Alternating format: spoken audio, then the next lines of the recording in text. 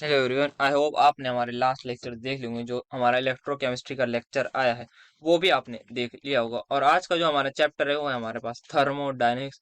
काफी अच्छा चैप्टर है एंड काफी ज्यादा इसको डिफिकल्ट माना जाता है। आज हमने इसका पार्ट 1 बनाया क्योंकि काफी बड़ा चैप्टर है, तो इसका हमारे पास दो पार्ट होते हैं, बेसिकली थर्मोडायनेमिक्स एंड थर्मोकेमिस्ट्री। तो थर्मोकेमिस्ट्री वाला पार्ट हम नेक्स्ट लेक्चर में ही कवर कर पाएंगे क्योंकि एक लेक्चर में इतना पॉसिबल नहीं है करना। तो आज की जो, अगर मैं हमारे पास हल्का सा ओवरव्यू की बात करूं, तो हमने जो ओवरव्यू में पढ़ा है आज, हमारा जो ओवरव्यू रहेगा आज का, ओवरव्यू पे बात कर लें थोड़ी सी। तो वो हमारे पास सबसे पहले हमने टाइप्स ऑफ सिस्टम के बारे में बात करी, क्या कौन कौन से सिस्टम होते हैं, तीन तरीके के, वो बात करी। देन हमने बात करी प्रॉपर्टीज, एक्सटेंसिव इंटेंसिव के बारे में बात करी। देन हमने बात करी अपना स्ट्रेट पाथ फंक्शन के बारे में। देन हमारा काफी अच्छा डिस्कशन रहा दो चीजों के बारे में, हीट एंड वर्क के बारे में, बहुत ही ज्यादा बढ़िया तरीके से डिटेल करा है। और वर्क पर इतने क्वेश्चन आए हुए हैं, दो तीन तरीके के इसके फॉर्मूले थे, वो तीनों के तीनों हमने डिस्कस कर लिए हैं इसी लेक्चर में, और उन सब पर बेस्ड हमने बहुत ही बढ़िया बढ़िया क्वेश्चन देखे हैं जो हमारे एमएसटी सीईटी के पीवाईक्यू से, और क्वेश्चन आपको होमवर्क भी मिले हुए हैं। देन हमने इसके बाद फर्स्ट लॉ ऑफ हमारे पास थर्मोडायनेमिक्स डिस्कस करा, और साथ ही साथ हमने टाइप्स ऑफ प्रोसेस डिस्कस कर लिए। तो आप देख पा रहे होंगे कितने ज्यादा मेजरली जो क्वेश्चन आए हुए हैं ना वो इसी से आए हुए हैं, मतलब आज के लेक्चर से मेजर क्वेश्चन आए हुए हैं। ऐसा नहीं है कि सारे आए हुए हैं, मतलब बहुत ज्यादा पार्ट में कहूंगा शायद 60% आज के लेक्चर से हमारे पास पीवाईक्यूज में क्वेश्चन आए हुए हैं। कल का लेक्चर से हमारे पास 40% ही क्वेश्चन रहेंगे। देन हमने जो क्वेश्चन बात करी है वो अराउंड 20 से 22 क्वेश्चन हमने क्लास लेक्चर में डिस्कस करे हैं। 6 क्वेश्चन आपके पास होमवर्क रहेंगे, क्योंकि सेम पैटर्न पे थे ना, तो मतलब सेम सेम करके बहुत ज्यादा डिस्कस नहीं करते। और आपको क्या करना है, इन क्वेश्चंस का आंसर आप जरूर कमेंट में बताइएगा। देन हम इसका करेक्ट आंसर भी आपको बता देंगे, अगर आपने जो भी आंसर करेगा उसको रिप्लाई करके उसको कमेंट में एग्जैक्ट आंसर जो होगा वो भी हम बता देंगे। यहाँ आपको क्यूआर कोड दिख रहे होंगे, इससे आप हमसे पर्सनली भी कनेक्ट कर सकते हैं, क्योंकि हम जो लेक्चर ला रहे हैं, हम लेक्चर में अपनी थ्योरी और क्वेश्चन दोनों लाते हैं, और काफ़ी अच्छे तरीके की ला देंगे जो हमारे पास बहुत ज़्यादा बेसिकली रेलेवेंट रहे आपके एग्जाम आने के लिए, क्योंकि एग्जाम बहुत करीब है। बहुत ज़्यादा हम डिस्कस नहीं कर सकते कि हम पीवाईक्यूज के अलावा भी और कुछ डिस्कस करें, बट इस टाइम पे हम वही डिस्कस कर पाते हैं जो ज़्यादा इंपॉर्टेंट होता है, जो कि थ्योरी और वही होता है, और 1 घंटे में जितना पॉसिबल हो सकता है हम वही कर पाते हैं। सो आई होप आपको ये लेक्चर अच्छा लगेगा। सो स्टार्ट करते हैं अब लेक्चर को। स्टार्ट करते हैं हमारा आज का फर्स्ट टॉपिक जो कि है टाइप्स ऑफ सिस्टम। अब सबसे पहले हमें देखना है कि सिस्टम किस किस टाइप के होते हैं। तो यहाँ पे हमें दे रखा है सबसे पहले ओपन सिस्टम। ओपन सिस्टम का मतलब क्या होता है? ओपन का मतलब आपको पता होगा, ओपन। यहाँ एग्जाम्पल दे रखा है, चाय है यहाँ पे, और यहाँ पे कप में एक चाय है। चाय मतलब टी होता है, टी में है यहाँ पे, और यहाँ पे आपको इसकी हल्की हल्की भाप दिख रही होंगी। अब यहाँ पे ओपन सिस्टम क्या होता है, जिसमें आप, अगर मैं आपसे पूछूं क्या आप इसमें से थोड़ी चाय पी सकते हो, आप कहेंगे यस, आराम से पी सकते हैं। अब मैं कहूँ क्या आप इसमें थोड़ी सी चाय कम होगी तो और चाय आप और ऐड कर सकते हो, आप कहेंगे यस, वो भी कर सकते हैं। क्या थोड़ी देर में चाय ठंडी हो जाएगी? यस, थोड़ी देर में चाय ठंडी हो जाएगी, हमें पता है। क्या थोड़ी देर बाद अगर आपको गर्म करनी होगी तो आप इसको गर्म कर लोगे? यस, आप चाय को गर्म कर लोगे। तो ये ओपन सिस्टम ऐसा सिस्टम होता है जहां पर आप मैटर को भी ट्रांस चेंज कर सकते हो, मतलब चाय डाल सकते हो या निकाल सकते हो, एंड साथ ही साथ एनर्जी को भी, मतलब जो इसको ठंडा गर्म आप कर सकते हो, तो आपको एनर्जी के को भी एक्सचेंज कर सकते हो। तो यहाँ लिखा हुआ है विद द सराउंडिंग, जो सराउंडिंग है, सराउंडिंग के साथ आप मैटर और एनर्जी को चेंज करते हो। अब सबसे पहले मैं एक चीज बता दूं, सिस्टम और सराउंडिंग में डिफरेंस क्या होता है। सपोज हमें कोई एक्सपेरिमेंट कर रहे हैं, किसी आपका बीकर बीकर में हम एक्सपेरिमेंट कर रहे हैं, तो उस पर्टिकुलर टाइम के लिए वो जिस चीज पर हम फोकस करेंगे वो हमारा कहलाएगा सिस्टम। बाकी उसके बाहर जितनी भी सारी चीजें होंगी, पूरी दुनिया, वो कहलाएगी सराउंडिंग। अगर कोई भी हम काम कर रहे होंगे, उस चीज पर कोई रिएक्शन देख रहे होंगे, कोई हम किसी चीज की एंथैल्पी वगैरह कैलकुलेट कर रहे होंगे, हम देख रहे होंगे, जैसे इस केस में हम चाय पर फोकस कर रहे हैं, जिस चीज पर हमारा फोकस होगा एट दैट टाइम वो हमारा कहलाएगा सिस्टम। और उसके अलावा जितनी भी पूरा आसपास का एरिया होगा, पूरी दुनिया जो होगी, वो कहलाएगी सराउंडिंग। तो ये मैंने सिस्टम और सराउंडिंग बता दिया। अब ओपन सिस्टम मैंने एक्सप्लेन कर दिया, अब आता है क्लोज। क्लोज का मतलब क्या हुआ, ओपन था मतलब ये इस पे कुछ नहीं रखा था, क्लोज कर दिया। क्लोज में क्या करा आपने, इसके ऊपर प्लेट ढक दी। अब आपसे मैं पूछूं कि आप ऐसे ही क्या इसमें से चाय पी सकते हो, आप कहेंगे नहीं, अब तो नहीं पी सकते। मैं कहूंगा कि आप चाय को और ऐड कर सकते हो, आप कहेंगे नहीं, और चाय हम ऐड नहीं कर सकते। देन आई विल आस्क कि मतलब क्या आप की जो चाय है वो गर्म या ठंडी हो जाएगी? आप कहेंगे हाँ, जब प्लेट हम ढकते हैं, पर गर्म ठंडी तो हो जाती है, वो उसमें ऐसी कोई प्रॉब्लम नहीं है, तो ठंडी भी हो जाती है और गर्म भी हो जाती है। तो क्या इसका मतलब ये हुआ कि हम मैटर को नहीं ऐड कर सकते, ना निकाल सकते? तो इसका मतलब मैटर का ट्रांसफर नहीं कर सकते with the surrounding, but energy can be possibly transfer, कि ठंडा गर्म हो सकता है। लास्ट होता है हमारा आइसोलेटेड। आइसोलेटेड में हम क्या करते हैं, मैं अगर एग्जांपल दूं, इसी चाय के कप की जगह इस बार हम ले लेते हैं चाय का जो थर्मस होता है, जिसमें हम कहते हैं चाय ठंडी या गर्म, सॉरी गर्म नहीं होती चाय, जो है वो ठंडी नहीं होती। थर्मस में, थर्मस फ्लास्क में चाय वो नहीं होती, और वो बंद है हमारा पूरी तरीके से। अब जब वो बंद होगा तो क्या उसमें आप चाय डाल सकते हैं या निकाल सकते हैं? नहीं, ये नहीं कर सकते। एंड दूसरी चीज क्या अब वो उसमें से क्या ठंडा गर्म हो सकता है, नहीं। वो हमारा ऐसा सिस्टम होता है जिसमें से हीट ट्रांसफर नहीं करे और हमारी जो चाय है वो गर्म ही रहे, काफी देर तक हमारी गर्म रहती है। तो इसका मतलब हम ना सराउंडिंग के साथ मैटर को ट्रांसफर कर सकते हैं, ना ही हम एनर्जी को कर सकते हैं। सो ये हमारा थोड़ा सा था सिस्टम के बारे में बेसिक बेसिक आइडिया। अब चलते हैं नेक्स्ट टॉपिक की तरफ। सो नेक्स्ट हमारा आता है प्रॉपर्टीज ऑफ सिस्टम। अब प्रॉपर्टीज ऑफ सिस्टम क्या होती है हमारी? सबसे पहले हमारी जो होती है, एक होती है एक्सटेंसिव प्रॉपर्टी, एक होती है इंटेंसिव प्रॉपर्टी। अच्छा, एक्सटेंसिव प्रॉपर्टीज वो प्रॉपर्टीज होती हैं, वो क्वांटिटीज होती हैं बेसिकली। मैं कहूँ कुछ कुछ ऐसी हमारे पास जो ये सारी हमारी जो फिजिकल क्वांटिटीज है, इनके लिए हम यूज करते हैं depend upon amount of matter present in system. मान लीजिए एक मेरे पास ये थोड़ा सा पानी है, इसमें मैं और पानी ऐड कर रहा हूँ तो इतना हो जाएगा। अब इसमें मैं और पानी ऐड कर रहा हूँ तो इसमें ये पानी और बढ़ जाएगा।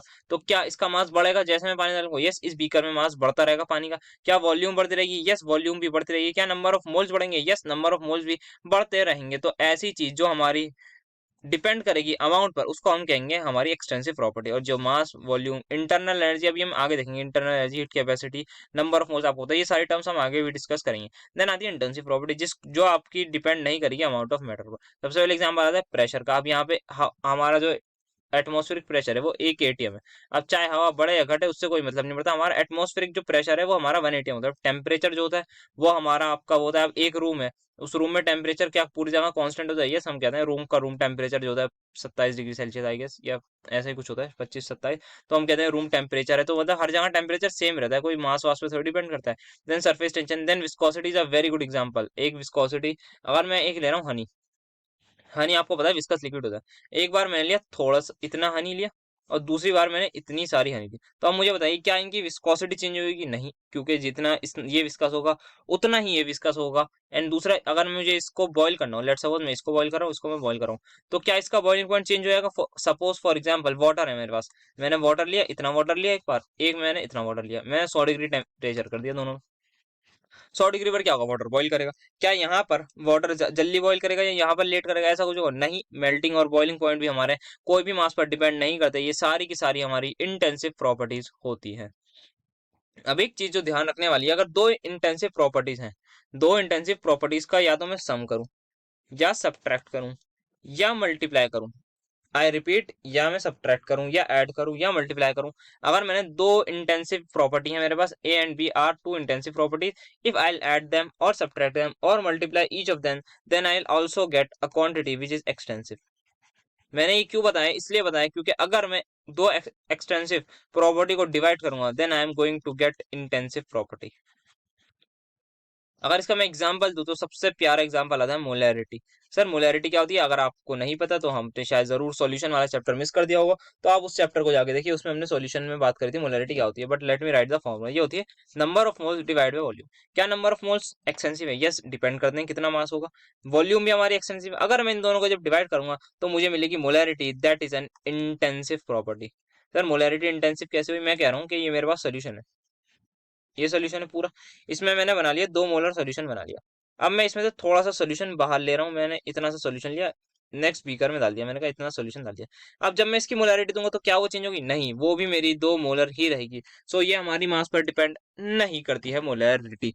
तो हमारा दो चीजों को डिवाइड करके हमें मिल जाएगा, हमारी इंटेंसिव प्रॉपर्टी मिलेगी। सो ये थोड़ा सा डिस्कशन था हमारा प्रॉपर्टीज ऑफ सिस्टम पर। बढ़ते हैं अब नेक्स्ट टॉपिक की तरफ। अब थोड़ा सा डिस्कशन कर लेते हैं वर्क और हीट के बारे में। वर्क हम सभी ने नाम सुना होगा, हमने फिजिक्स में भी वर्क पढ़ा है। अब जो वर्क होता है वो थर्मोडायनेमिक के लिए टर्म्स में क्या होता है और हीट क्या होती है? It is basically mode of transfer of energy between system and surrounding. दोनों ही जो चीजें हमारे पास, ये बेसिकली मोड होती हैं किसका? Mode of transfer, sorry for my hand writing, mode of transfer of energy between system and surrounding.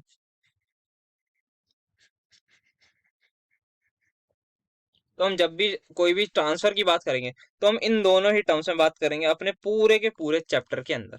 अब यहाँ पे कुछ साइन कन्वेंशंस होते हैं हमारे हीट और इसको लेके। तो सबसे पहली चीज, अगर कोई भी बात है, कोई सिस्टम है मेरे पास, जैसे कि मैंने आपको सिस्टम और सराउंडिंग बता दिया, अगर मैं कह रहा हूँ कि इसने हीट एब्जॉर्व कर ली, अगर उसने हीट एब्जॉर्व कर ली तो हीट को हम लिखते हैं क्यू से, वर्क को लिखते हैं डब्ल्यू से।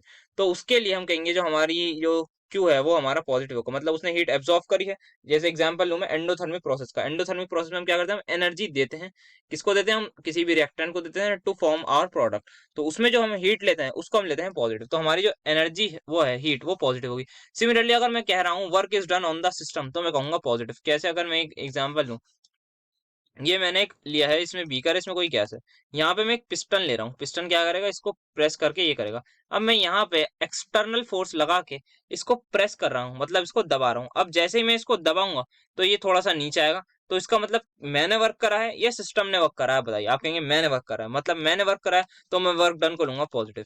यहीं अगर पिस्टन ऐसे ही रखा हुआ है और यहाँ पे मैंने इसको अच्छा खासा नीचे ले गया, सपोज इस लेवल तक ले गया, अब यहाँ पे मैंने हटा दिया, पर गैस का प्रेशर बहुत ज्यादा होगा कि भाई गैस बहुत ज्यादा दब रही होगी। तो गैस एक एक्सटर्नल प्रेशर लगाना शुरू करेगी। अब गैस ने जैसे ही प्रेशर लगाया, मान लेते हैं इस लेवल तक आ गया, यहाँ तक। अब जैसे ही इस लेवल तक आएगा तो ये जो वर्क डन होगा ये किसने करा है, ये सिस्टम ने करा है। सिस्टम में कौन है, गैस है, तो ये वर्क डन हम लेंगे negative. So this is the difference between positive and negative work done. Whereas heat release को हम सीधा सा नेगेटिव कह देंगे। सो ये हमारी थोड़ी बहुत बात थी हीट रिलीज और हीट उसमें। तो वही है, अगर heat absorb by the system हुई तो हम पॉजिटिव लेंगे, अगर रिलीज हुई तो हम इसको नेगेटिव लेंगे। देन वही हमारे पास वर्क डन का। अब थोड़ी सी वर्क डन के फॉर्मूले पर बात कर लेते हैं, वर्क होता क्या। सो सबसे पहले हमें पता है वर्क का जो फॉर्मूला होता है, जिसको मैं अभी इंटीग्रल फॉर्म लिखता हूँ, D W that is work done, उसको हम कहते हैं F dot D L. Yes, ठीक है। अब सपोज एक मेरे पास यहाँ पे ऐसे ही पिस्टन और उसमें बीकर है, यहाँ पे इसकी वॉल्यूम है V1 और लेंथ है इसकी L1 फॉर द टाइम अभी मान लेते हैं। And initial condition and final condition is ये हुई कि ये L2 हो गई और इसकी वॉल्यूम हो गई V2, ठीक है। अब यहाँ पे हमें पता है फोर्स एफ डॉट डीएल का इंटीग्रेशन होता है, और हमें ये भी पता है कि force is pressure is equal to force upon area होता है, और फोर्स की जो वैल्यू होती है वो होती है प्रेशर इनटू एरिया। अब ये इसका इंटीग्रेशन हो जाएगा और ये प्रेशर बाहर आ जाएगा, क्योंकि पी एक्सटर्नल लेंगे हम, जो बाहर से प्रेशर लाएंगे उसको we call it as constant. ये कर हमने, और डी डब्ल्यू को अब कर रहे हैं इंटीग्रेट। अब इंटीग्रेट जब हम करेंगे तो हमें लिमिट्स चाहिए। अब लिमिट्स कैसे जाएंगे, सो यहाँ पे क्या है, area into length. Area into length को क्या मैं कह सकता हूँ, वॉल्यूम या फिर स्मॉल वॉल्यूम, यस बिल्कुल कह सकता हूँ। अब यहाँ पे अब डालेंगे हम लिमिट्स डालेंगे, ये मैंने लिख लिया डी डब्ल्यू का इंटीग्रेशन पी एक्सटर्नल, और यहाँ पे मैं ले रहा हूँ इनिशियली क्या था sir, initially my volume was V1, so I am writing V1 here and V2 here. Then finally after integrating I am getting as work is equals to P external V2 minus V1, that is also written as P external delta V, ठीक है, क्योंकि change in volume. But हमारा जो work done का formula होता है वो होता है work done is equals to minus of P external delta V. अब आप कहेंगे ये माइनस कहाँ से आया, this minus is the sign convention for chemistry. But अगर ये फिजिक्स होती तो यहाँ पे हम माइनस नहीं लगाते, but in chemistry this is the sign convention जो हम यूज करना है, minus of P external delta V. अब हमें एक चीज पता है, P V is equals to NRT. हाँ जी बिल्कुल पता है। अब हमने क्या कहा है, हमने माना है कि भाई प्रेशर हमारा कांस्टेंट है, तो मतलब पी डेल्टा वी, इसको आई कैन ऑल्सो राइट, अगर मेरे मोल्स वेरी करेंगे, या फिर पहले मोल्स को रहने देते हैं, ये माइनस पी डेल्टा वी होता है, ये माइनस, पहले लेते हैं टेम्परेचर को, इसको मैं लिख दूंगा minus N R delta T, क्योंकि आर तो वेरी नहीं करेगा। अगर मेरा टेम्परेचर कांस्टेंट है तो मैं लिखूंगा minus delta N R T. But ये जो डेल्टा एन लिखा है मैंने, ये सिर्फ और सिर्फ मैं तब लगाऊंगा जब मेरी बात होगी गैसियस के बारे में। मतलब गैसियस का क्या मतलब, गैसियस का मतलब ये है कि मेरे जब भी मोल्स की बात होगी वो गैसियस स्टेट में होंगे, मतलब चेंज इन गैसियस मोल्स की बात होगी। और ये डेल्टा एन जी जो होते हैं, इसका मतलब है कोई भी रिएक्शन हो रही है उसमें मैं लिखता हूँ number of moles in product, कौन से मोल्स, वो भी गैसियस वाले, minus number of moles of reactant, कौन से वाले, गैसियस। ये होती है मेरी डेल्टा एनजी की वैल्यू। इसको हम आगे बहुत देखेंगे, डिटेल में देखेंगे, बहुत सारे क्वेश्चन हम इस चीज को स्टडी करने वाले हैं। सो अभी के लिए हमें ये ध्यान रखना है कि वर्क का फॉर्मूला ये होता है। और एक आध चीज और ध्यान रख लेते हैं कि अगर हमें जब यूनिट कन्वर्जन है, 1 लीटर एटीएम जो होता है हमारा, वो बराबर होता है 101.3 जूल के, और 1 लीटर बार जो होता है it is exactly equal to 100 joule. ये कुछ चीजें हमें ध्यान रखनी है। वहीं अगर हम कहें work is done on the system हुआ, work is done on the system मतलब हमने बाहर से फोर्स लगाया, बाहर से हमने फोर्स लगाया, इसका मतलब फाइनल जो है वो वॉल्यूम कम हो जाएगी। जैसे ही फाइनल वॉल्यूम कम हुई, मतलब डेल्टा भी मेरा पॉजिटिव आ जाएगा। अगर फाइनल वॉल्यूम मेरी कम हुई, सॉरी फाइनल वॉल्यूम अगर मेरी कम हुई, जैसे ही मेरी फाइनल वॉल्यूम कम हुई, अगर V2 विल बी लेस, यहाँ पे V2 कम दिख रहा है आपको और V1 मेरा हाई होगा, तो V2 माइनस V1 क्या आएगा, वो नेगेटिव आएगा। तो V2 माइनस V1 जैसे ही मेरा नेगेटिव आएगा तो वर्क डन क्या है, मेरा वर्क डन है मेरा minus P external delta V। और जब डेल्टा V नेगेटिव और एक और नेगेटिव है तो ये पॉजिटिव हो जाएंगे, तो मेरा वर्क डन ओवरऑल क्या हो जाएगा, पॉजिटिव हो जाएगा। कब पॉजिटिव हुआ, जब मैंने वर्क किस पे करा, सिस्टम पे करा। तो इसीलिए हमने पीछे भी कहा था, यहाँ कहा था कि वर्क अगर डन हुआ ऑन द सिस्टम हुआ, हमने अगर वर्क करा तो ये हमारा कंसिडर कराएगा पॉजिटिव। तो इसको हम ऐसे भी देखते हैं अपने साइन कन्वेंशन की वजह से, और work is done by the system वो हो जाएगा हमारा नेगेटिव। सो ये कुछ थोड़ी बहुत बातचीत थी हमारी वर्क के ऊपर। अब हमारा टॉपिक आता है sir state function and path function. ये क्या होता है स्टेट फंक्शन, ये ऐसी हमारी कुछ कुछ क्वांटिटीज होती हैं जो डिपेंड करती हैं on the state of system and independent of path follow to attain. अच्छा ये क्या बात समझ नहीं आई होगी बिल्कुल भी। Depend on the path follow to reach that state, इसका मतलब मैं सीधी सी बात कहूँ, स्टेट फंक्शन वो हमारे पास वो क्वांटिटीज होती हैं या फिर वो हमारे पास फिजिकल क्वांटिटीज होती हैं जो इनिशियल एंड फाइनल स्टेट जो होती है उस पर हमारी डिपेंड नहीं करती, उस पर डिपेंड नहीं करती। वहीं ये हमारी जो चीज़ है ये हमारी इनिशियल और फाइनल स्टेट पर डिपेंड करती है। सॉरी कुछ उल्टा बोल दिया मैंने। ये हमारी इनिशियल और फाइनल स्टेट पर डिपेंड करती है सिर्फ और सिर्फ, डिपेंड नहीं करती कि हमने किस पाथ से गया। हाँ ये बात सही कही कि हमारा इंडिपेंडेंट ऑफ पाथ, पाथ मतलब जो भी रास्ता हमने चुना है उसको अलावा, हम इसको आगे डिटेल में समझेंगे, अभी डेफिनेशन थोड़ी सी बताता हूँ। और ये डिपेंड करती है हमारी इनिशियल और फाइनल स्टेट पर डिपेंड नहीं करती। ये होती है हमारी इनिशियल और फाइनल स्टेट्स से independent, where as it depends on the path, क्या हमने पाथ फॉलो करा है। इसको हम कहते हैं हमारा स्टेट फंक्शन और पाथ फंक्शन। जैसे कि हमारा एग्जांपल हो गया, इसमें यहाँ लिख रखा है टेम्परेचर प्रेशर एंड वो, एंड यहीं पे हमारा हीट हो गया, वर्क हो गया, और साथ साथ पाथ फंक्शन है हमारे पास हीट कैपेसिटी भी हो गया हमारा। इसको को भी ऐड कर लीजिए, हीट कैपेसिटी क्या होती है आगे बात करेंगे। ये हीट कैपेसिटी भी है हमारा, ये भी इसमें पाथ फंक्शन में आ जाता है। ये हमारे डिपेंड नहीं करते किस पे, ये हमारे डिपेंड करते हैं पास फॉलोड पर, और हमारे पास डिपेंड नहीं करते जो भी हमने इनिशियल और फाइनल स्टेट हुई होगी उस पर। सो अब आते हैं हमारे पास लॉ ऑफ थर्मोडायनेमिक्स, जिसमें हमें अभी बात करनी है फर्स्ट लॉ की, सेकंड लॉ पर बाद में बात करेंगे। तो फर्स्ट लॉ ऑफ थर्मोडायनेमिक्स हमारा सबसे पहले स्टेटमेंट इसकी सिंपल सी है जो हम बचपन से पढ़ते हुए आ रहे हैं, energy is neither created nor destroyed. ये इसकी सिंपल सी स्टेटमेंट है। अब इसको जो हम थर्मोडायनेमिकली लिखते हैं वो कुछ इस तरीके से लिखते हैं कि delta U is equals to Q plus W.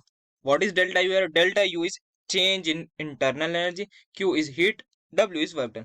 तो चलिए इसको थोड़ा सा समझने की कोशिश करते हैं। लेट्स सपोज कोई भी मेरे पास सोल्यूशन या कुछ कंपोनेंट है मेरे पास एक, इसमें क्या हर चीज के पास एक अपनी इंटरनल एनर्जी होती है, यस, जिसको we can also say internal potential energy, internal energy को we can also connect as internal potential energy, वो होगी U1। अगर मैंने कुछ इसको कुछ हीट कर दिया, सपोज आफ्टर हीटिंग हल्का सा मैंने इसको कर दिया हीट, थोड़ा सा मैंने इसको कर दिया हीट कर दिया मैंने, ये हीट कर दिया, बेकार सा साइन बना रहा हूँ, ये मैंने इसको हीट कर दिया। अब हीट करने के बाद व्हाट विल हैपन, इसकी कुछ इंटरनल एनर्जी थे उसमें चेंज आया होगा, यस, उसकी इंटरनल एनर्जी में जो हीट करी होगी मैंने वो ऐड हो गई होगी भाई। अब इसकी इंटरनल एनर्जी बढ़ गई होगी, जो मॉलिक्यूल्स हैं उसमें कहीं ना कहीं काइनेटिक एनर्जी का फैक्टर आ गया होगा कहीं ना कहीं। सो इससे आप रिलेट करने की कोशिश करिए। देन मैंने इसके ऊपर कुछ पिस्टन से अपना वर्क डन कर दिया सपोज, तो ये भी हो गया। तो अब यहाँ पे क्या हुआ होगा, तो इसके पास U1 प्लस क्यू तो था, साथ ही साथ जो था इसके पास वर्क डन वाला फैक्टर भी ऐड हो गया होगा, और ये इसकी कहलाएगी final energy, final internal energy, जिसको मैं कह रहा हूँ U2। ठीक है। तो क्या हो रहा है यहाँ पर, अगर मैं लिखूं, क्या मैंने देखा U2 is equals to U1 plus Q plus W है, यस। क्या मैं लिख सकता हूँ U2 minus U1 is equals to Q plus W? Can I write U2 minus U1 as delta U is equals to Q plus W? ठीक है। सो ये ही हमारा फर्स्ट लॉ ऑफ थर्मोडायनेमिक्स कहता है कि इंटरनल एनर्जी क्या होती है सर, वो इंटरनल एनर्जी सीधी सी मतलब जो किसी भी सोल्यूशन ले लिया, किसी भी कंपोनेंट के पास होती है, अपनी अपनी पास होती है, सबके पास इंटरनल एनर्जी होती है। और इसको कहीं ना कहीं अगर मैं बात करूं तो ये सिर्फ और सिर्फ हमारा जो है, it is a function of temperature, ये बात ध्यान रखिए, it is a function of temperature, मतलब it only depends on temperature only, किसी और चीज पर डिपेंड नहीं करती। क्योंकि हमारी आइडियल गैस का केस हम लेते हैं, सो ये हमारी बात होती है आइडियल केस की केस की बात होती है। सो हमारा जो कि इंटरक्शन, अब यहाँ पे हमने क्या देख लिया कि फंक्शन ऑफ टेम्परेचर, ये इसके बारे में याद रखनी है। और कुछ इसके बारे में अगर मैं बात करूँ तो हमें जो याद रखनी है वो रखनी होगी, अगर टेम्परेचर कहीं भी चेंज नहीं हो रहा है, मतलब टेम्परेचर जहाँ चेंज नहीं होता उसे कहते हैं आइसोथर्मल, तो वहां अगर ऐसी बात हो जाए, आइसोथर्मल की बात आ जाए, तो हमें क्या करना होगा, तो हमें वही करना होगा कि हम टेम्परेचर मतलब चेंज इन टेम्परेचर जीरो, तो इसका मतलब अगर टेम्परेचर चेंज नहीं हो रहा तो इंटरनल एनर्जी चेंज भी नहीं होगी, तो डेल्टा यू भी जीरो होगा। ये थोड़ी बहुत बातचीत थी हमारी इंटरनल एनर्जी के ऊपर। अब बात करते हैं थोड़ा सा, कुछ कुछ प्रोसेस होते हैं हमारे पास कि क्या क्या होता है, कुछ कुछ कंडीशन होती है, प्रोसेस नहीं बेसिकली कंडीशन होती है। उन कंडीशन में अपनी रिएक्शंस को टेक प्लेस करते हैं, हम अपने सिस्टम को स्टडी करते हैं। सबसे पहले हमें लिख रखा है आइसोथर्मल प्रोसेस। आइसोथर्मल का मतलब ये होता है कि हमारा जो टेम्परेचर है वो टेम्परेचर हमारा कांस्टेंट है। इसका मतलब ये है कि जो हमारा जो, अगर हमने कोई टेम्परेचर करी, उसका पहले टेम्परेचर था T2 और बाद में मान लेते हैं हमने ऐसी स्टडी करा, उसको कह रहे हैं हम T1, सॉरी पहले था T1 बाद में था T2, तो T1 और T2 दोनों बराबर होंगे। सो विच मीन्स हमारा जो डेल्टा टी होगा वो इक्वल होगा 0। ठीक है। अब यहाँ पे बात करते हैं अपने थर्मोडायनेमिक की फर्स्ट लॉ की, delta U is equal to Q plus W. क्या आप सभी को याद होगा, मैंने अभी अभी जस्ट कुछ सेकंड पहले ये बात बोली है कि जो हमारी इंटरनल एनर्जी है वो फंक्शन ऑफ टेम्परेचर। इसका मतलब जब भी हमारा डेल्टा टी 0 होगा, वैसे ही हमारी डेल्टा यू भी 0 होगी। तो मैं इसको लिख रहा हूँ 0 is equal to Q plus W. Now यहाँ पे जो वर्क डन आ जाएगा वो आ जाएगा नेगेटिव ऑफ हीट। ये चीज हमें ध्यान रखनी है। ये इक्वेशन हमारी बन गई यहाँ से कि आइसोथर्मल प्रोसेस में डेल्टा यू को 0 कर देंगे और क्यू और डब्ल्यू एक दूसरे के नेगेटिव साइन के इक्वल हो जाएंगे। क्वेश्चन में बहुत जरूरी है, बहुत जगह काम आएगा। नेक्स्ट बात करते हैं अब हम एडियाबैटिक प्रोसेस की। अब एडियाबैटिक प्रोसेस में होता क्या है, सबसे पहले एडियाबैटिक का मतलब है no exchange of heat between system and surrounding. इसका मतलब यह है कि जो सिस्टम और सराउंडिंग है उसके बीच में कोई भी हीट एक्सचेंज नहीं हो रहा है। इसका मतलब क्या है, क्यू हमारा 0 है। अगर क्यू 0 है तो delta U is equal to Q plus W, ये हमारा 0 है तो delta U is equal to W. तो ये हमारी एक इक्वेशन यहाँ से आ गई। इसको we can also see sometimes कि हमारी जो इंटरनल एनर्जी होती है वो एडियाबैटिक प्रोसेस में एडियाबैटिक वर्क के इक्वल होती है। थोड़ा सा कहने का तरीका थोड़ा सा चेंज कर देते हैं कि हमारी जो ये होती है एडियाबैटिक वर्क के इक्वल होती है। अब थोड़ी सी बात करते हैं सर आइसोकोरिक प्रोसेस की। आइसोकोरिक क्या होता है, सबसे पहले ये देख लेते हैं। जो आइसोकोरिक होता है हमारा ये, दैट इज दिस। आइसोकोरिक की डेफिनेशन क्या कहती है, आइसोकोरिक की डेफिनेशन कहती है volume of system remains constant. अच्छा, मतलब वॉल्यूम जो भी हमारे सिस्टम की वो कांस्टेंट रहती है। मतलब जो इनिशियल वॉल्यूम है वो किसके इक्वल होती है, फाइनल वॉल्यूम की। मतलब डेल्टा वी हमारा क्या होता है, 0 होता है। ठीक है, चलते हैं अपने फर्स्ट लॉ ऑफ थर्मोडायनेमिक्स की तरफ दोबारा से। Delta U is equals to what, Q plus W. Okay, can I write delta U is equals to Q plus work को I am writing minus of P external into delta V. क्या यहाँ पे delta we 0 है, आप कहेंगे yes 0, क्योंकि change in volume क्या है 0, तो ये वाला फैक्टर हो गया 0। सो डेल्टा यू किसके इक्वल आ गया, मेरा क्यू के इक्वल आ गया इन दिस पर्टिकुलर केस। सो ये भी आप सभी को ध्यान रखना है। So volume of the system remains constant. यहाँ पे क्या है, आइसोकोरिक प्रोसेस में। अब बात करते हैं सर आइसोबारिक की। आइसोबारिक में हमारे पास क्या होता है, आइसोबारिक में मतलब कोई ऐसा बहुत ज्यादा चेंज हमारे लिए इक्वेशन में चेंज नहीं होता। बस ये होता है आइसोबारिक प्रोसेस उस प्रोसेस को कहते हैं जिसमें हमारा प्रेशर कांस्टेंट रहता है, मतलब डेल्टा टी इक्वल टू उसमें होता है। और यहाँ पे जो क्यू पी लिखा है ना, बस हमारा ये लिखने, अगर मैं इसको लिख के दिखाता हूँ, delta U's equal to Q plus W की जगह मैं लिख रहा हूँ Q minus P external into delta V. ठीक है, अब इसको इधर ले जाऊंगा तो क्यू जो है मेरा इक्वल हो जाएगा delta U plus P external delta we के। ठीक है, अब यहाँ पे ये जो क्यू है इसको मैं लिख रहा हूँ क्यू पी। क्यू पी मैंने इसलिए लिखा है क्योंकि इसका मतलब है heat change at constant pressure, ये है इसका मतलब, बस।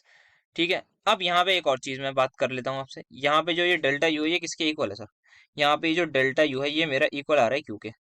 अच्छा ठीक है, can I say heat change and constant volume is internal energy. दोबारा सुनिए, heat change at constant volume is also known as internal energy.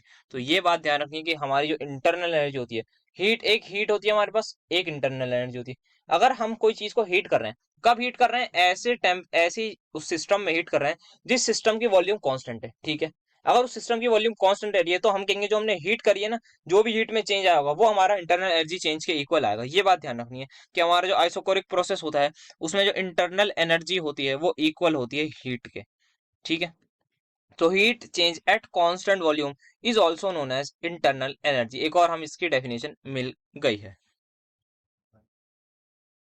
तो थोड़ा सा डिस्कशन करते हैं रिवर्सिबल और इरिवर्सिबल प्रोसेस के ऊपर।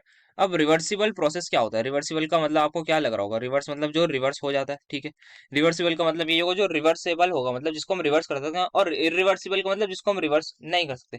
थोड़ा सा अगर मैं जल्दी से बहुत ज्यादा क्विकली इसको समझाने की कोशिश करूँ, कोई एक प्रोसेस है मेरे पास यहाँ है, ये मेरे पास पिस्टन रखा हुआ है। ठीक है, अब ये जो पिस्टन है इसको, इसके ऊपर ये पिस्टन मैंने इसको अप्लाई करा हूँ मैं प्रेशर। अब यहाँ पे कुछ गैस के मॉलिक्यूल्स होंगे, बिल्कुल होंगे। अब यहाँ पर कुछ नहीं है, मान लेते हैं मैंने पूरा वैक्यूम में बस मैंने पिस्टन रख रखा है, सिर्फ कोई एयर के मॉलिक्यूल नहीं है। अब मैं क्या करूंगा, एक छोटा सा पार्टिकल है, छोटा सा पार्टिकल लूंगा उठा के और उसको मैं रख रहा हूँ इसके ऊपर, ठीक है। अब यहाँ पे आप देखेंगे क्या प्रेशर बढ़ा होगा, बिल्कुल बढ़ा होगा। क्या यहाँ पे कंप्रेशन हुई होगी, बिल्कुल होगी। क्या बहुत ज्यादा कंप्रेशन हुई होगी, बिल्कुल नहीं, बहुत ही माइन्यूट सी कंप्रेशन हुई होगी जो हमें इवन हम नोट भी नहीं कर सकते, इतनी कंप्रेशन हुई होगी। तो यही होता है हमारा रिवर्सिबल प्रोसेस में कि अगर इतना हल्का सा बिल्कुल नीचे हुआ और इसको हम आराम से ऊपर कर सकते हैं बहुत इजीली। मैं इसको हटाऊंगा तो ये ऊपर आ जाएगा। ये गैस भी कुछ हल्का सा प्रेशर बढ़ाएगी तो इंक्रीज हो जाएगा। तो बहुत ही ज्यादा माइन्यूट सा चेंज होता है सबसे पहली बात रिवर्सिबल चेंज में, ठीक है। देन हमारे पास जो होता है, जो अब आप देखेंगे ये प्रेशर जो है ना एक्सटर्नल, ये कांस्टेंट नहीं रहता हमारा। इसको मैं जो है ना थोड़ा थोड़ा ऐड करता रहता हूँ। ये मैंने फिर एक और बढ़ा दूंगा, हल्का हल्का, बिल्कुल बहुत ही हल्के हल्के प्रेशर बढ़ाऊंगा मैं। अगर ऐसा है मान लेते हैं मैं एक बार का प्रेशर था, तो नेक्स्ट स्टेप में मैं कर दूंगा 1.001 बार, देन मैं कर दूंगा 1.002 बार। तो मतलब बहुत ज्यादा माइन्यूट सा चेंज होगा, उसको हम कहते हैं रिवर्सिबल चेंज। सो अब जो रिवर्सिबल चेंज की बात करनी है वो हमें करनी है in case of isothermal reversible expansion of gas. अच्छा, आइसोथर्मल रिवर्सिबल मतलब आइसोथर्मल का मतलब क्या है, डेल्टा टी मेरा क्या है, जीरो है, ठीक है। अब डेल्टा टी अगर मेरा जीरो है तो उसका मतलब आइसोथर्मल है, ठीक है। इसका मतलब हमारा डेल्टा यू जो है वो क्या होगा, क्या मैं कह सकता हूँ जो डेल्टा यू है मेरा जीरो का, बिल्कुल होगा। डेल्टा यू मेरा जीरो होगा। अब इस केस में हमें कैलकुलेट करना है वर्क डन। अब वर्क डन की जो वैल्यू होती है वो हमें पता है, वो इक्वल होता है किसके, minus of P external dV के, ठीक है। अब यहाँ पे आप देखेंगे, यहाँ पे क्या मैं कह सकता हूँ, जो एक्सटर्नल प्रेशर है, जो एक्सटर्नल प्रेशर है वो एकदम अप्रोक्सीमेटली इक्वल होगा पी इंटरनल के। एग्जैक्टली इक्वल नहीं होगा, मैं उसको कह रहा हूँ अप्रोक्सीमेटली इक्वल। और इंटरनल क्या है, इंटरनल है हमारे पास गैस। गैस के लिए I can use ideal gas equation. तो यहाँ से मैं पी इंटरनल को लिख रहा हूँ N R T by V के इक्वल, और ये मेरा इक्वल आ जाएगा minus of N R T by V, और यहाँ पे मैं लिख रहा हूँ डी वी बाई वी। और ये मेरा है स्मॉल वर्क डन की बात कर रहा था तो डेल वी। तो यहाँ पे डेल, इसको अब मैं इंटीग्रेट कर दूंगा, इसको भी मैं इंटीग्रेट कर दूंगा, इनिशियल वॉल्यूम से लेके फाइनल वॉल्यूम तक मैं कर दूंगा। So I will get minus of N R T L n V2/V1। ये मैंने वर्क डन निकाल लिया है। अब मेरा ये हो जाएगा, जो मैंने देखा था कि मेरा जो वर्क डन है वो इसके इक्वल आएगा। अब मैं इसको चेंज कर सकता हूँ 2.2303 लॉग में एंड ऑल। और एक और चीज, अगर आइसोथर्मल मेरा प्रोसेस है, सो मैं ये भी कह सकता हूँ कि P1V1 is equal to P2V2 from Boyle's law, and V1/V2 is equal to P2/P1। So इसको I can replace as P1/P2 as well, sorry. हाँ P1, क्योंकि ये रेसिप्रोकल होगा ना, ये P1 P2/P1 है, ठीक है। तो ये हमारे पास दो तीन चीजें हो गई हैं। ओके, सो यहाँ पे हमने ये देख लिया है, ये भी हमने चीज स्टडी कर ली है, यहाँ पे रिवर्सिबल प्रोसेस वगैरह ये सारी बातें हमने स्टडी कर ली हैं। सो अब यहाँ पे क्या लिखा है, any process in which the driving force at every set in only infinitesimally greater than the opposing force. मतलब यहाँ पे जो था, ये जो गैस फोर्स लगा रही थी इससे हल्का सा ज्यादा बिल्कुल हमारे पास एक्सटर्नल प्रेशर हो रहा था, जो कि इंक्रीज हो सकता है बहुत, which can be reverse by slight increase in opposing force. मैंने बताया था हल्का सा गैस चेंज करेगी तो ये हमारा अपोज हो जाएगा। इसको रिप्रेजेंटेशन यहाँ पे एट कांस्टेंट टेम्परेचर, मतलब आइसोथर्मल कंडीशन में, आइसोथर्मल रिवर्सिबल प्रोसेस में ये बात ध्यान रखनी है कि जो वर्क डन का फॉर्मूला होता है वो ये हमने अभी के अभी डिराइव भी कर लिया है कि -2.303 NRT log 10 V2/V1 या फिर P1/P2। ये हमारे पास दो फॉर्मूले आ गए हैं रिवर्सिबल प्रोसेस के, किसके केस में, आइसोथर्मल रिवर्सिबल उसके केस में। अब यहाँ पे एक और चीज देख लेते हैं कि जो डेल्टा यू है वो किसके इक्वल होगा, जीरो के इक्वल। तो डेल्टा यू क्या था, क्यू प्लस डब्ल्यू था। Delta U was Q plus W. तो यहाँ पे डेल्टा यू तो जीरो आ गया, तो इसका मतलब जो हमारी हीट है वो किसके इक्वल आ रही है, माइनस डब्ल्यू के। और इसी का मतलब पॉजिटिव कर दीजिए, मतलब प्लस NRT ln V2/V1 हमारी आ जाएगी heat in this particular case. In which case, in the isothermal reversible और reversible reversible expansion of ideal gas के केस में। रिवर्सिबल हमारे पास ऐसा सिलेबस में नहीं है, so we are not going to study that, ठीक है।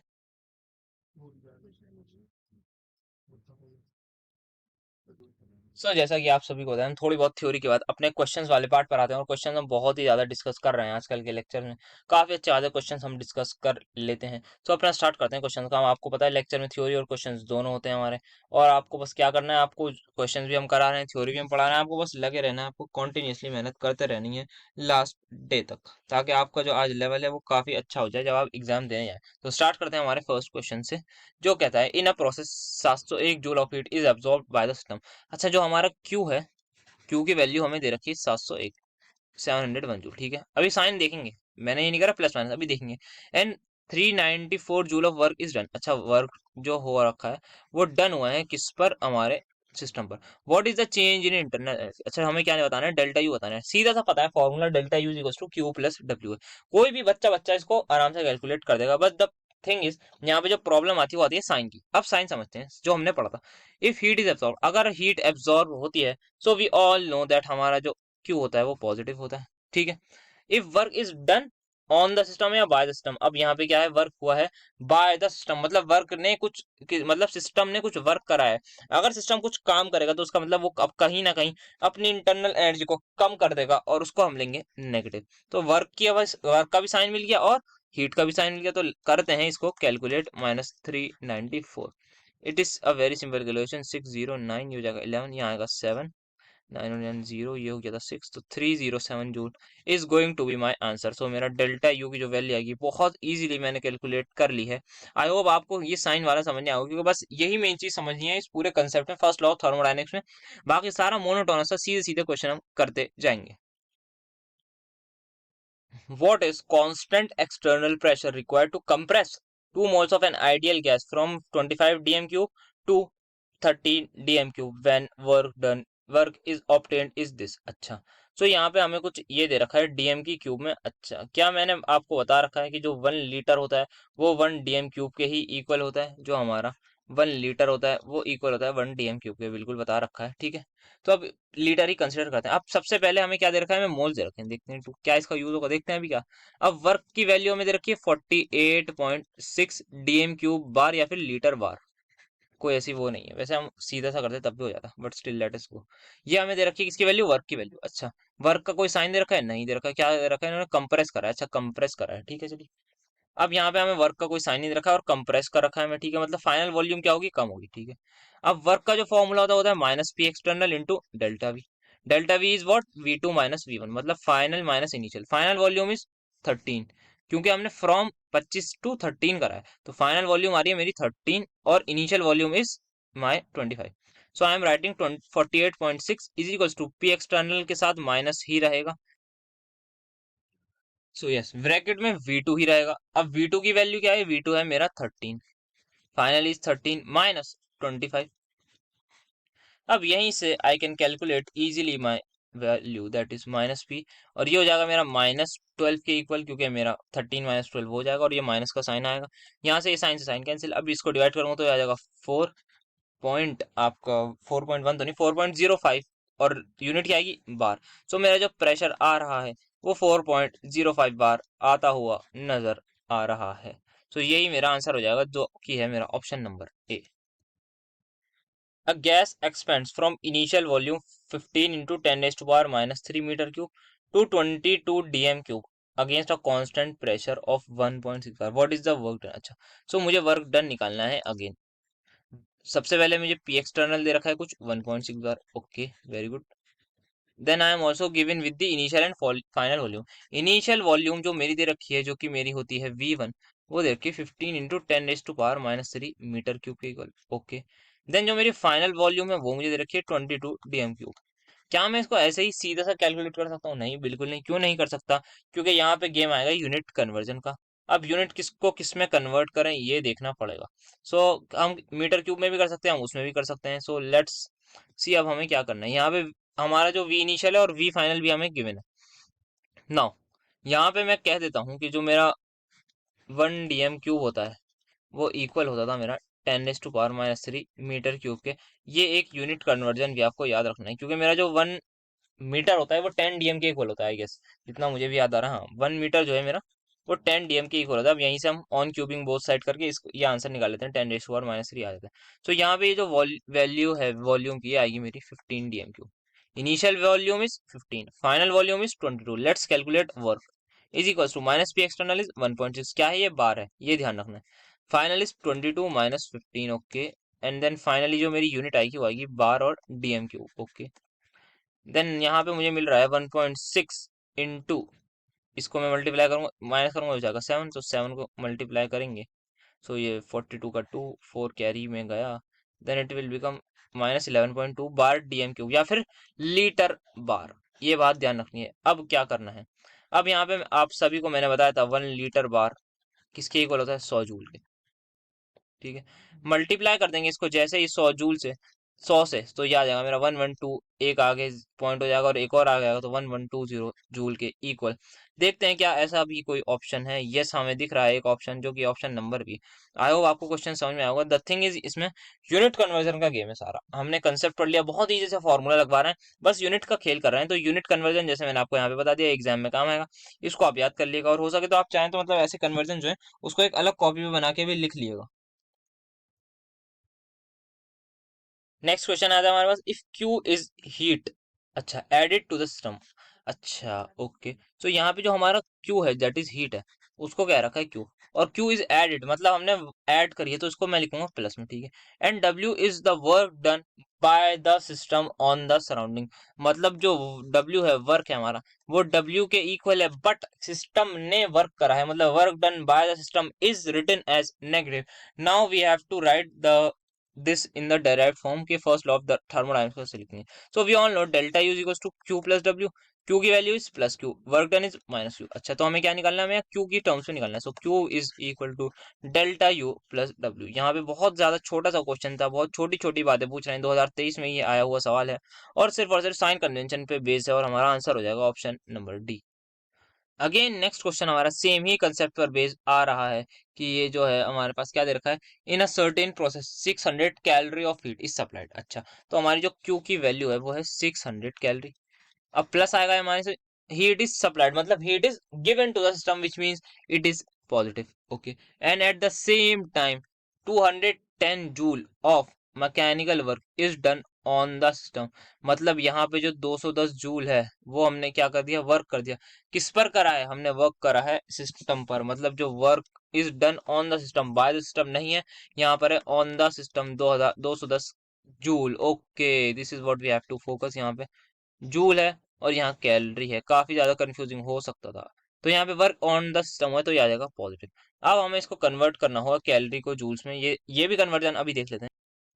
अब हमें पता है जो हमारा 1 कैलोरी होता है वो किसके इक्वल होता है, 1 कैलोरी हमारा जो इक्वल होता है, या फिर मैं कहूँ, हाँ यस, 1 कैलोरी हमारा इक्वल होता है 4.18 जूल के। तो यहाँ पे आंसर हमें कैलोरी में दे रखा है, तो हमें जूल को कन्वर्ट कर लेते हैं। तो इसका मतलब एक जूल जो होगा वो इक्वल होगा 1/4.18 कैलोरी के। तो हमारा अब जो वर्क हो जाएगा वो आ जाएगा 210 divided by 4.18, that is coming as after dividing approximately equal to 50.2। ठीक है, कैलोरी में आ गया अब हमारा वर्क। अब क्या करना है, सिंपल सा फॉर्मूला भाई, delta U's equal to Q plus W. Q कितना है 600, ये कितना है 50.2, आंसर क्या आ जाएगा 650.2। कैलोरी है जूल, कैलोरी। क्यों कैलोरी, क्योंकि सबको हमने कैलोरी में कन्वर्ट कर दिया। सो आप देख रहे होंगे यहाँ पे वर्क, इस फर्स्ट लॉ ऑफ थर्मोडायनेमिक्स में बहुत ज्यादा क्वेश्चन आए हैं, बट यहाँ पे चेंज क्या है, यहाँ पे चेंज है हर तरीके से इन्होंने घुमा घुमा के पूछा है। पहले यूनिट घुमा दी, फिर साइन कन्वेंशन घुमाए, फिर उसके बाद हमने एक्सटर्नल प्रेशर वगैरह वाले देखा, तो उसमें भी देखा कि भाई हमने उन्होंने उसमें भी यूनिट्स में चेंज कर रखा। तो सारा खेल यहाँ पे यूनिट्स का है, और हम कोशिश करेंगे लेक्चर में ऑलमोस्ट सारे यूनिट्स अपनी कवर कर लें, जो कि एग्जाम में पूछी जाने के चांसेस होंगे। बढ़ते हैं नेक्स्ट क्वेश्चन की तरफ। अब यहाँ पे ये जो क्वेश्चन है, याद है, विच of the following is not a extensive property. Sir extensive property नहीं है तो मतलब क्या होगी, मतलब इंटेंसिव होगी। इंटेंसिव मतलब जो हमारी मास पर डिपेंड नहीं करेगी। क्या इंटरनल एनर्जी मास पर डिपेंड करती है, नंबर ऑफ मोल्स करते हैं, हीट कैपेसिटी करते हैं, yes they all depends on the mass, but we have seen in our notes that हमारा जो टेम्परेचर है वो डिपेंड नहीं करता। So this is going to be our intensive property and also the answer. Again, यहाँ पे when 600 joule of work is done on the system and 450 heat is released out by the system, then find out the change in internal। अच्छा, तो यहाँ पे Q क्या दे रखा है सर, Q दे रखा है 450। इस बार हमने दी नहीं है हीट, इस बार रिलीज हुई है, तो मतलब माइनस। देन वर्क क्या हुआ है, work is done on the system हुआ है, मतलब work done is positive 600। Simple सा delta U is equal to Q plus W लगाएंगे, आंसर आ जाएगा 150 के ऊपर। बहुत ज्यादा सिंपल है, बस हर बार इन्होंने जो है कि कभी हीट को नेगेटिव लिया है, कभी उसको पॉजिटिव लिया है, और 2023 में ही आए हैं ये सारे सवाल। जितने भी आए हैं मैक्सिमम शिफ्ट में 2023 के ही सारे हम सवाल अभी लेकर आ रहे हैं। Again, what is the initial volume of gas if it is expands up to 8 dm cube. अच्छा, हमें क्या दे रखा है इन्होंने कि जो वो है ये 8 डीएम क्यूब तक एक्सपेंड कर रही है, और हमें एक्सटर्नल प्रेशर भी दे रखा है। अच्छा, पी की वैल्यू दे रखी है 1.2 बार, वर्क डन दे रखा है 720। Okay, we are also given, अच्छा जूल में दे रखा है, ये भी ध्यान रखनी है बात। एंड ऑल्सो हमें क्या दे रखा है, इफ इट एक्सपेंड, अच्छा वी वन बताना है हमें, वी टू पता है हमें 8 DM क्यूब। ओके, लगाते हैं फॉर्मूला। 720 जूल है, ठीक है, जूल में रहने देते हैं इसको, is equals to P external is 1.2, किसमें, बार में, ध्यान रखना है। V2 माइनस V1 मतलब 8 माइनस V1, ठीक है। एंड यहाँ पे क्या आ जाएगा, ये आएगा मेरा बार DM क्यूब या फिर बार लीटर। अब मुझे पता है मेरा 1 बार लीटर जो होता है वो इक्वल होता है किसके, 100 के। इनटू में लिख देता हूँ यहाँ पे 100। अब यहाँ पे 100 जूल्स आ गया। अब यहाँ पे हो गई मेरी बराबरी। अब यहाँ पे मैं इसको कैलकुलेट कर लेता हूँ, ऐसा करता हूँ, इसका पॉइंट हटाता हूँ, इससे ये जीरो गया, इससे ये गया, ये आ जाएगा मेरा, जूल से जूल गया, 12 बंदा 12 सिक्स जा, तो 6 यहाँ पे 6 is equals to 8 minus V1। और फाइनली जो मेरी V1 की वैल्यू आ रही है वो V1 आ रहा है मेरा 2 DM क्यूब के इक्वल। तो यहाँ पे आप देखेंगे बहुत तरीके से क्वेश्चन पूछा है, कभी कुछ निकलवा रहे हैं, कभी कुछ निकलवा रहे हैं। ध्यान साइन कन्वेंशन का रखना है, ध्यान हमें रखना है यूनिट्स का, और हम अपने आंसर तक बहुत इजीली पहुंच जाएंगे। और सारे के सारे 2023 की वैरायटी ऑफ क्वेश्चन हम लाए हैं आज। ओके, सो यहाँ पे एक नेक्स्ट क्वेश्चन आता है, an ideal gas absorb 210 joule of heat and undergoes expansion from 3 litre to 6 litre against a constant external pressure of this, ठीक है। What is the value of delta U. Okay, so यहाँ पे इन्होंने हमें work भी निकलवाया है, इन्होंने दो काम करवा रहे हैं हमसे, एक वर्क निकलवाएंगे और फिर हमसे डेल्टा यू तक पहुंचवाएंगे। तो सबसे पहले देखते हैं क्यू क्या है। तो क्यू क्या है, हमारे पास 210 जूल है। क्या एब्जॉर्ब है या रिलीज है, एब्जॉर्ब का मतलब प्लस है, ठीक है, हमारा सब कुछ सेट है।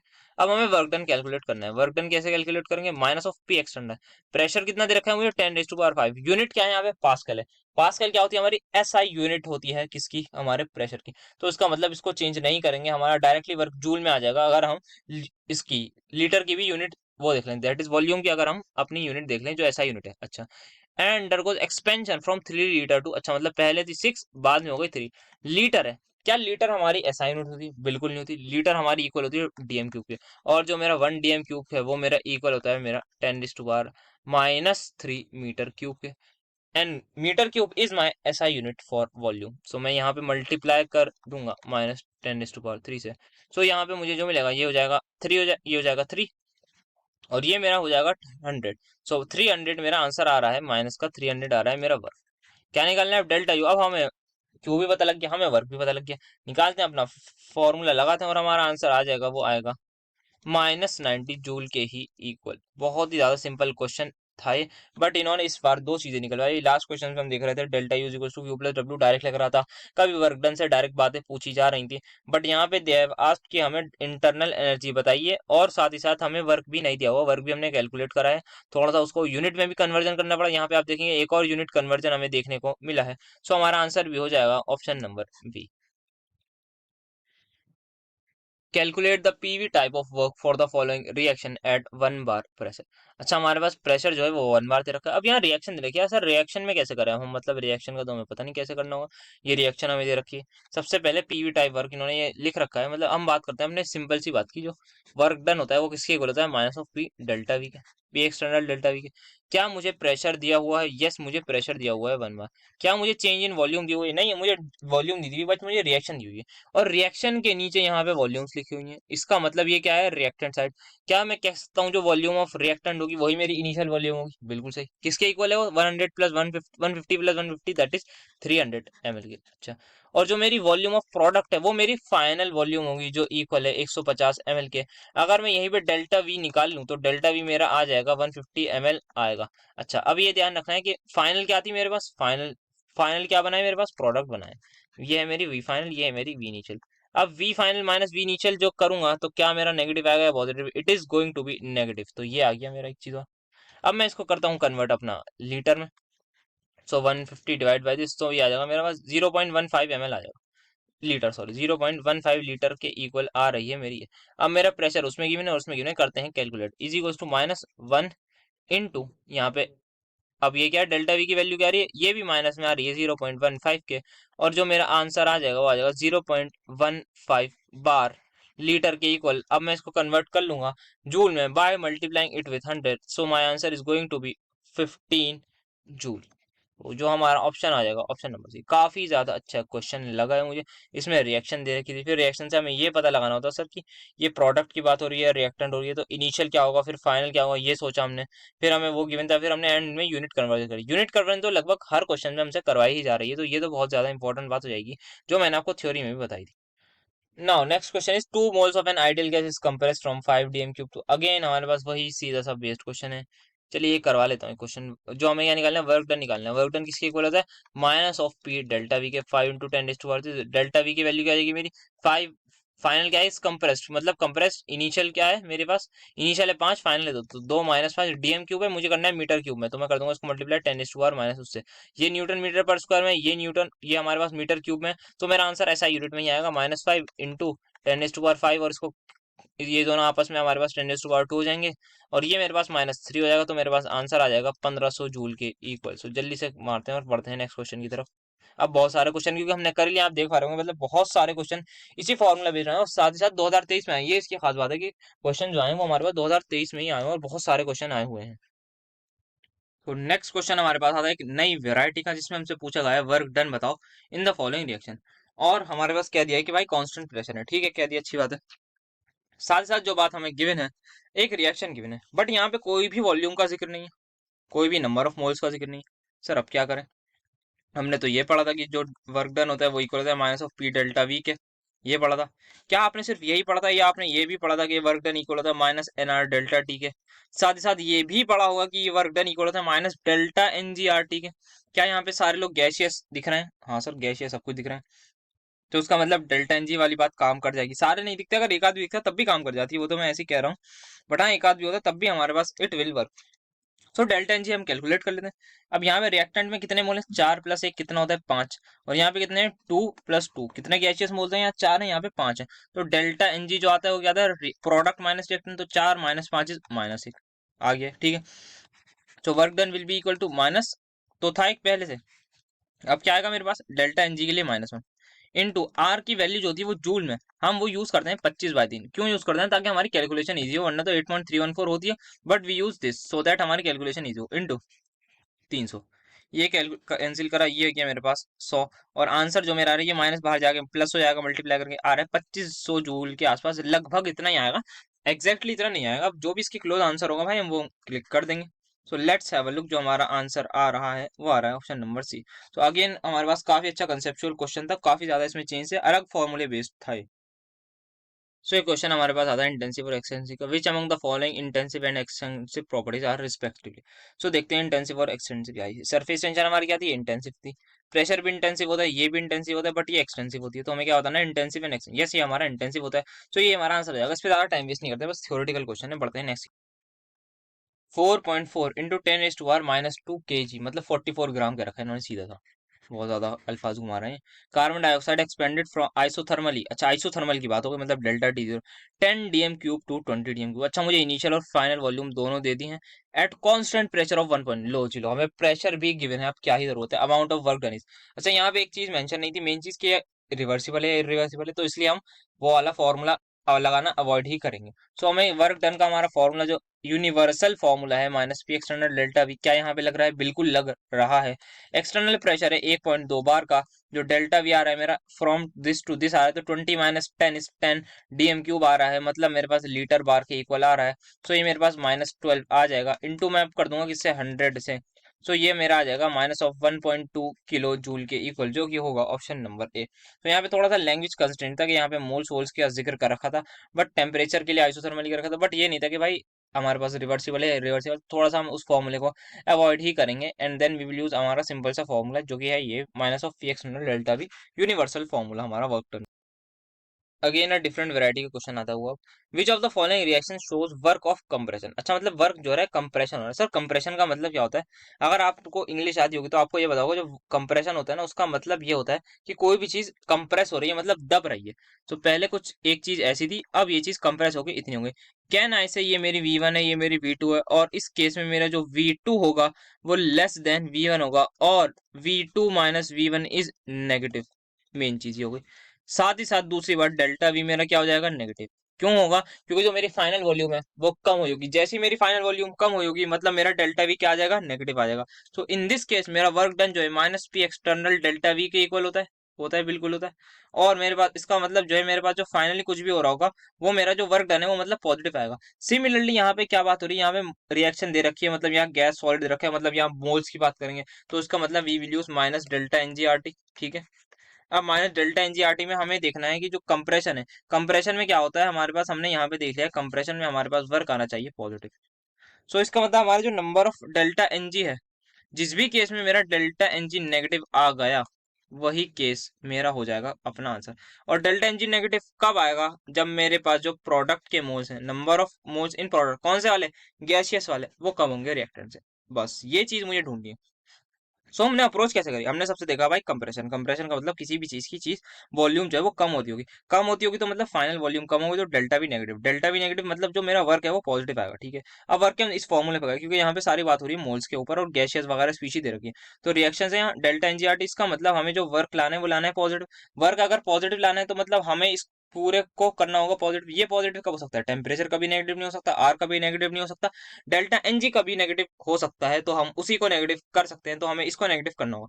इसको नेगेटिव करने के लिए हमें जो नंबर ऑफ मोल्स किसके प्रोडक्ट के वो कम होने चाहिए और रिएक्टेंट के ज्यादा होने चाहिए। अब जल्दी से काउंट कर लेते हैं। यहाँ पे जो है ये रिएक्टेंट है, रिएक्टेंट में एक मोल दिख रहा है गैसियस, यहाँ पे 0। यहाँ पे रिएक्टेंट में एक गैसियस मोल, यहाँ पे कितने गैसियस मोल से 3। यहाँ पे रिएक्टेंट में 2 गैसियस मोल्स, यहाँ पे रिएक्टेंट में 3 गैसियस मोल्स। यहाँ पे रिएक्टेंट में 0 गैसियस मोल्स, और यहाँ पे उसमें प्रोडक्ट में मेरे पास कितना आ रहा है? 1 आ रहा है। सो यहाँ पे जो मेरा डेल्टा एन जी आ रहा है, किसमें वो आ रहा है मेरे पास? यहाँ एक, यहाँ दो, यहाँ पे डेल्टा एन जी या फिर number of moles of reactant किसमें ज्यादा है? Number of moles of reactant सिर्फ और सिर्फ एक ही ऑप्शन में ज्यादा है, यहाँ 1, यहाँ 0। बाकी सब में मेरे पास नंबर ऑफ मोल्स किसके ज्यादा आ रहे हैं? मेरे पास प्रोडक्ट के ज्यादा आ रहे हैं, रिएक्टेंट के सिर्फ एक ही में आ रहे हैं। सो यही मेरा आंसर होगा। आई होप आपको ये क्वेश्चन समझ में आएगा। अगर नहीं आया तो आप जरूर अपना कमेंट में पूछिए, हम उसको वो देखेंगे कि हमारे पास जो वो है। अगर आपको समझ में नहीं आया हो तो बताइएगा, हम आपको कमेंट सेक्शन में हम आपको एक्सप्लेन करने की जरूर कोशिश करेंगे, और हाँ वो आप पॉज करके करोगे। और आज मजा आ रहा होगा क्वेश्चन में, क्योंकि थर्मोडायनेमिक्स बहुत ही ज्यादा बढ़िया चैप्टर है हमारा, और इसमें जो है काफी सारे हम क्वेश्चन वैरायटी देख पा रहे हैं। सो आंसर हो जाएगा ऑप्शन नंबर ए।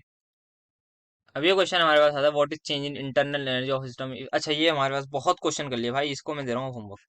ये आपका होमवर्क, इसका कमेंट में जरूर आंसर बताइएगा। बहुत ज्यादा सिंपल क्वेश्चन है और मजा आ रहा होगा थर्मोडायनेमिक्स में, जैसे चैप्टर के देख रहे होंगे आप, कितने सारे पीवाईक्यूज कर रहे हैं और आप कर पा रहे होंगे। आई होप आप कर पा रहे होंगे, और बहुत ही ज्यादा वैरायटी वाले क्वेश्चन है। ऐसा नहीं है कि डायरेक्ट फॉर्मूला बेस है, फॉर्मूला बेस नहीं, बट फॉर्मूला भी लगाना आना चाहिए, इसकी ये खास बात है थर्मोडायनेमिक्स वाले चैप्टर की। अगेन मेरे पास वही सेम कॉन्सेप्ट पे वर्क इज डन ये दे रखा है एंड ऑल। ये हीट के बारे में दे रखा है, what is the change in energy, इसको भी मैं होमवर्क दे देता हूँ। इस बार अब 2022 के सवाल आने शुरू होगा, तो ये भी सेम ही पैटर्न पर है। 23 वाले हमने मैक्सिमम कर लिए। Under isothermal condition a gas expand, देखिए 2022 में सेम पैटर्न पे क्वेश्चन आया हुआ है। हमने ये क्वेश्चन 2023 वाला डिस्कस कर लिया कि यहाँ पे आइसोथर्मल तो है और यहाँ पे प्रेशर भी गिवन है, बट यहाँ पे हम उससे जाएंगे किससे? हम यहाँ पे जाएंगे अपने यूनिवर्सल फॉर्मूले से, पी डेल्टा वी से। वो भी हमने डिस्कस कर लिया, हम क्यों जाएंगे। सो आप लेक्चर को देखिए और इसको आप ले लीजिए इसी बात पे homework. What is the work done at 300 kelvin for the reaction. अच्छा, हमसे इसमें वर्क डन पूछ लिया, कर लेते हैं भाई ये क्वेश्चन। चलो, रिएक्शन बेस है, थोड़ा क्या होता है अभी क्लैरिटी नहीं हो। Is equals to minus P delta V लिखूं, या minus N R delta T लिखूं, या फिर minus delta N G R T लिखूं? आई थिंक आप सभी को इतना तो पता होगा। I am going to use minus delta N G R T in this particular case. Why? ऐसा मत पूछिएगा क्यों लिख रहा हूँ, क्योंकि मेरे पास सीधी सी जो बातचीत हो रही है वो मेरी मोल्स और रिएक्शन के बात हो रही है, और सारे के सारे गैस भी हैं। टेम्परेचर मुझे गिवन है, तो इसको कैलकुलेट करते हैं। माइनस एज इट इज लिखता हूँ। डेल्टा एन जी की वैल्यू क्या आएगी? यहाँ पे कितना है? 1 है, यहाँ पे 1 प्लस हाफ मतलब 1.5 मोल है, तो यहाँ 1 से 1 कैंसिल हो जाएगा। तो मेरे पास जो फाइनली आ रहा है, जो डेल्टा एनजी की वैल्यू आ रही है वो 1/2 आ रही है, बट ध्यान से -1/2, ये चीज ध्यान रखनी है सर। -1/2 के इक्वल आ रही है। आर की वैल्यू अगेन 25/3 ले रहा हूँ फॉर माई ईज कैलकुलेशन, इसको मैं कर रहा हूँ दिस, ये हो जाएगा मेरा 100, और ये मेरा 2500 का आधा हो जाएगा 1250। जो जो भी सबसे क्लोज आंसर होगा, जो मुझे दिख रहा है मेरा ऑप्शन नंबर डी, उसको मैं क्लिक करके आगे बढ़ जाऊंगा। एक आध स्टेटमेंट वाइज क्वेश्चन भी देख लेते हैं। विच of the following is not a feature of reversible process. अच्छा, हमारे पास कोई रिवर्सिबल प्रोसेस है, उसका कौन सा फीचर नहीं होता, हमें ये बताना है। सो रिवर्सिबल प्रोसेस क्या होता है सर? वो होता है कि मतलब हल्का हल्का सा जो चेंज हम कर रहे हो, इनफाइनाइटली स्मॉल चेंज होता है, मतलब एक एक में अगर पार्टिकल रख रहा हूँ तो हल्का सा प्रेशर बढ़ेगा, और मैं हल्का सा कुछ भी चेंज करूंगा, अगर हल्का सा गैस अपोज करेगी प्रेशर, तो वो आराम से चेंज वो टेक प्लेस कर लेगी। और रिवर्सिबल प्रोसेस का ये बात है कि अगर मुझे पूरा पिस्टन को नीचे लेके जाना हो तो मुझे बहुत ज्यादा टाइम लगेगा, बहुत ज्यादा स्टेप्स लगेंगे। ये इसकी खास बात थी। अब देखना है क्या इसकी खास बात नहीं है, मतलब क्या फीचर नहीं है, वो हमें बात करनी है। विच of the following is not a feature, ठीक है, तो कौन फीचर है ये देख लेते हैं। इट प्रोसीड इनफाइनाइटिसिमली स्लोली, बिल्कुल सही बात है कि हमारा जो प्रोसेस है एकदम स्लोली स्लोली जाता था, ठीक है। The driving and opposing force differ by extremely small amount. Yes, हमने देखा था यहाँ पिस्टन के डायग्राम में कि जो हमारा पिस्टन अपोज करता था, यहाँ पे कुछ ये था, यहाँ पे जो गैस थी, यहाँ पे लगभग दोनों का जो प्रेशर होता था वो बराबर के कह देते थे हम। सो ये बात बिल्कुल सही है। The process can not be reverse by small change in condition. क्या हम इस प्रोसेस को रिवर्स नहीं कर सकते? क्या मैंने ये जो पार्टिकल एक रखा था, अगर मैं इसको हल्का सा कोई भी चेंज करूं, मतलब हल्का सा हटा दूं, तो क्या मेरा जो पहले कंडीशन थी वैसी आ जाएगी? बिल्कुल आ जाएगी। इन्होंने क्या लिख रखा है? ऐसी नहीं आएगी। तो यही बात इन्होंने कर दी है गलत, और यही हमारा आंसर हो जाएगा। लास्ट स्टेप भी रीड कर लेते हैं। It takes infinite number of steps. बहुत आराम आराम से होता है, तो मतलब हम कहेंगे भाई इनफाइनाइट नंबर ऑफ स्टेप में होगा। सो हमारा आंसर हो जाएगा option number C. A gas is allowed to expand. Again मैं इसको होमवर्क दे रहा हूँ भाई, बहुत आसान क्वेश्चन है लास्ट वाला ये। नेक्स्ट क्वेश्चन क्या कह रहा है हमारे पास? Identify the whole stone. ये भी आप होमवर्क ले लीजिए, बहुत इजी क्वेश्चन है। एंड ये मैंने होमवर्क दे दिया, ये दे दिया, ये भी आप होमवर्क ही ले लीजिए, ठीक है। इस क्वेश्चन को देखते हैं कि ये क्वेश्चन क्या कहता है। सबसे पहले, among the following process which in which the change in internal energy zero. मतलब हमसे पूछा गया कि इंटरनल एनर्जी जीरो कब होगी। आई होप आप सभी को याद हो, जो इंटरनल एनर्जी है वो हमारी फंक्शन ऑफ टेम्परेचर बताया था मैंने।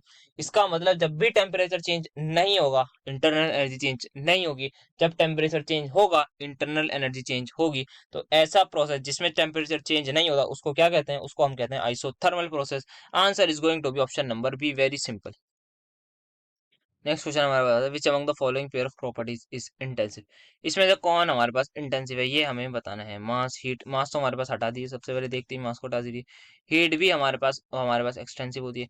Then internal energy is intensive और extensive, it is also I guess extensive. Yes, specific heat हमारे पास वो होती है, दैट इज इंटेंसिव और प्रेशर। स्पेसिफिक हीट क्या होती है?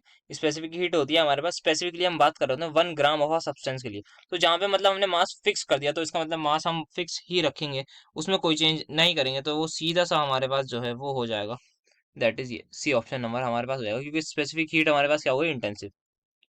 Equal masses in grams of H2N2, Cl2 and O2 are enclosed in cylinders separately.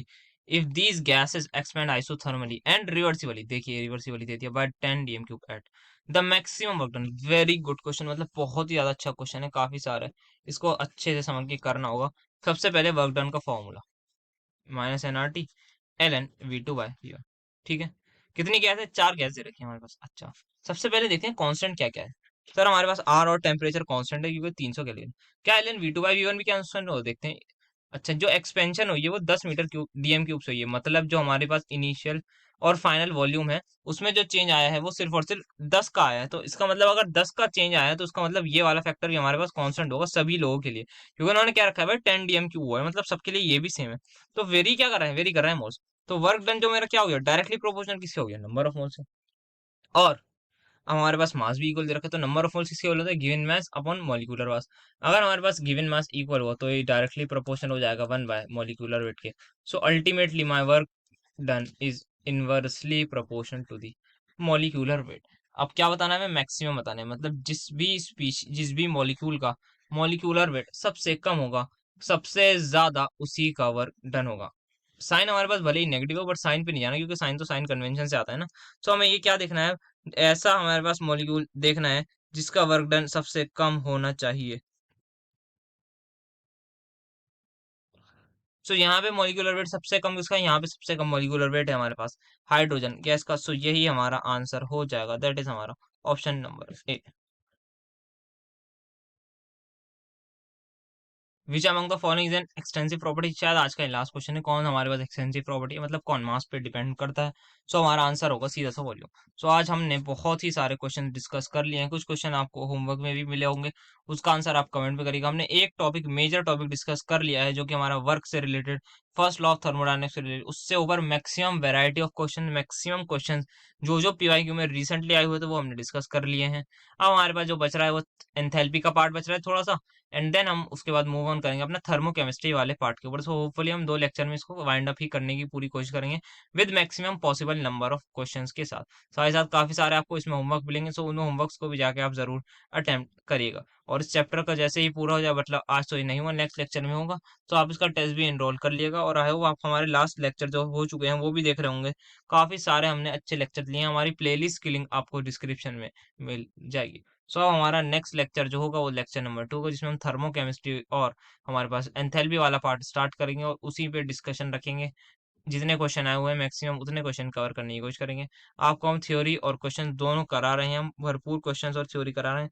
आपका काम बस इतना ही है कि आप मेहनत करते रहें, जो जो हम करा रहे हैं वो करते रहें, and then you will see a growth in your study. So आप जिस दिन आप पेपर देने आएंगे, तो मैं बार बार रिपीट करता हूँ कि आपका लेवल काफ़ी अच्छा होगा। हमारा जो मोटिव है वो यही है कि आपका लेवल राइज हो, जहाँ पर आप इस लेवल पर अभी पढ़ रहे हैं उससे आप काफ़ी अच्छे लेवल पर हो with maximum question and theory.